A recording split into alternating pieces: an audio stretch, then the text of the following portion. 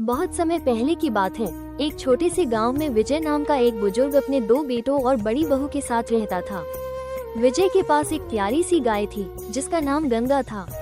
विजय को अपनी गंगा से बहुत लगाव था क्योंकि उसने उसे बचपन से पाला था। विजय की बड़ी बहू सुमित्रा को अपने ससुर और देवर के साथ रहना बिल्कुल भी पसंद नहीं था। उसे लगता था कि वो इस घर में सिर्फ नौकरानी बनकर रह गई हो। एक दिन वो अपने पति धीरज से कहती है, सुनिए जी, मैं इस बूढ़े से तंग आ गई हूँ। पता नहीं ये दोनों बाप बेटे कब हमारा पीछा छोड़ेंगे। धीरज ने शांत स्वर में पूछा, भाग्यवान, इतनी गुस्से में क्यों हो? क्या हुआ? आपको दिखाई नहीं देता, मैं इस घर की नौकरानी बनकर रह गई हूँ। दिन रात इस बूढ़े बाप और इसके अंधे बेटे की सेवा करनी पड़ती है। क्या मैं इनकी कोई दासी हूँ? इतने में बाहर से विजय की आवाज आई, बहू देखो गंगा बहुत भूखी है, उसे अभी तक घास क्यों नहीं डाली? सुमित्रा झुंझलाकर बोली, इतनी ही फिक्र है तो खुद क्यों नहीं घास डाल लेते?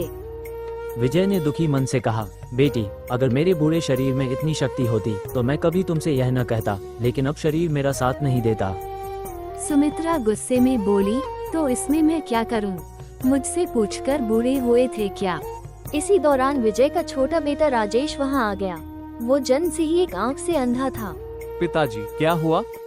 विजय बोला, बेटा मैं बस इतना कह रहा था कि गंगा को भूख लगी है, लेकिन तुम्हारी भाभी गंगा को अभी तक घास नहीं दी है। राजेश मुस्कुराकर बोला, कोई बात नहीं पिताजी, मैं अभी उसे घास डाल देता हूँ। राजेश के स्वभाव से विजय बहुत प्रसन्न रहता था, लेकिन उसे चिंता थी कि उसके बड़े बेटे और बहू को राजेश पसंद नहीं करते थे।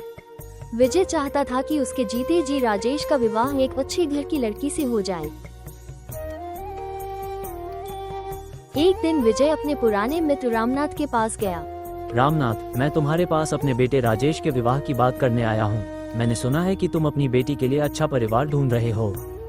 रामनाथ ने चौंक कर कहा, हाँ विजय, लेकिन मैं अपनी बेटी का विवाह एक अच्छे और सुंदर युवक से करना चाहता हूँ। विजय बोला, तो फिर हमारी दोस्ती को रिश्तेदारी में क्यों न बदल लें? रामनाथ गंभीर होकर बोला, विजय, मैं अपनी बेटी का विवाह तुम्हारे बेटे से नहीं कर सकता।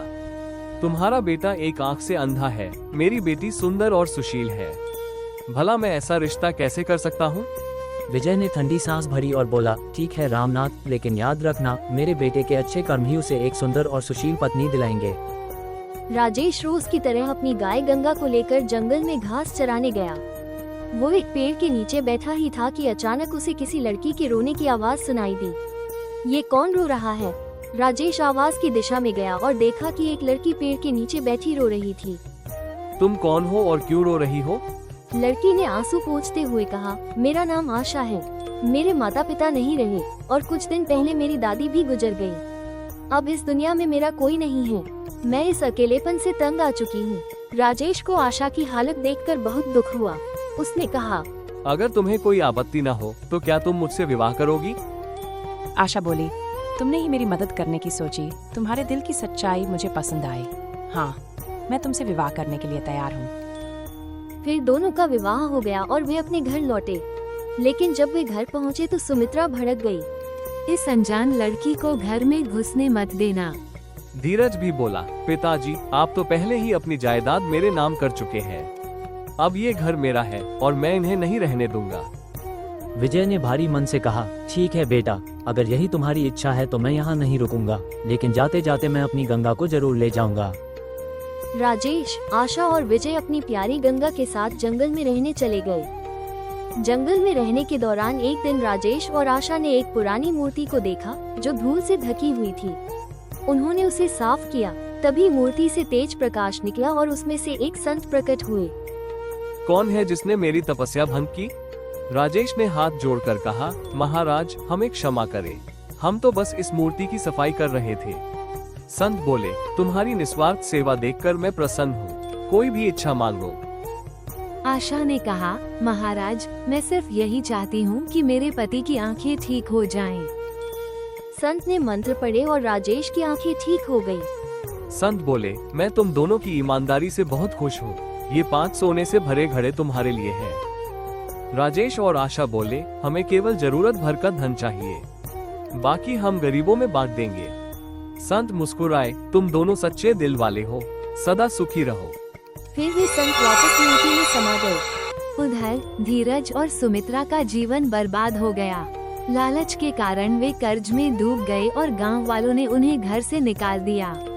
राजेश और आशा ने जब ये सुना तो उन्होंने विजय से कहा, पिताजी, क्या हमें उन्हें माफ कर देना चाहिए? विजय बोले, बेटा, जो अपने ही परिवार के साथ अन्याय करते हैं उन्हें समय खुद सजा देता है। राजेश, आशा और विजय ने गांव में एक नया घर बनाया और जरूरतमंदों की मदद करने लगे। उनके अच्छे कर्मों का फल उन्हें मिला और वे हमेशा सुखी जीवन व्यतीत करने लगे। आप लोग को स्टोरी अच्छा लगा तो वीडियो को लाइक और चैनल को सब्सक्राइब कर दे और एक प्यार भरा कमेंट कर दे।